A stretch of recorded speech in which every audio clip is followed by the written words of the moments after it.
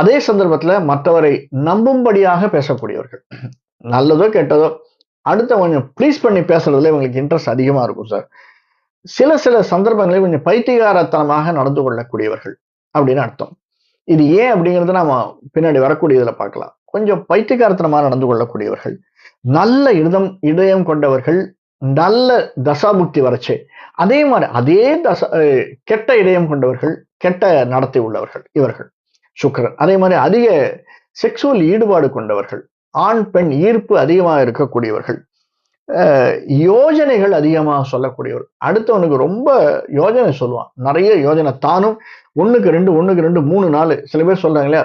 Plan B, plan C அப்படின்னு cricket, football எல்லாம் கேள்விப்பட்டிருப்போம். அந்த மாதிரி அதிகமாக யோஜனை வைத்துக் கொண்டிருக்கக்கூடியவர்கள், சொல்லக்கூடியவர்கள்.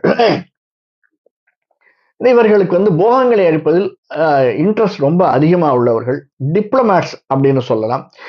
கம்பேட்டிபிள் அதிகமாக உள்ளவர்கள், கொஞ்சம் அதிகமான சுகபோக வாழ்க்கையை எதிர்பார்த்து ஏற்று விரயமாக்கி வாழக்கூடியவர்கள்.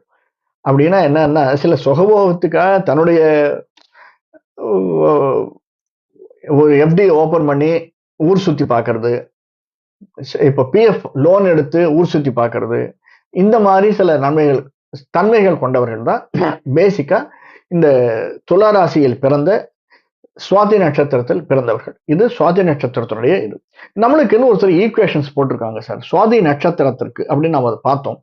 அதாவது சுறுசுறுப்பானவர்கள்னு சொல்லுவோம். சுறுசுறுப்பு அப்படின்னா எங்கேருந்து வரும்? சுறுசுறுப்பானவர்கள் சில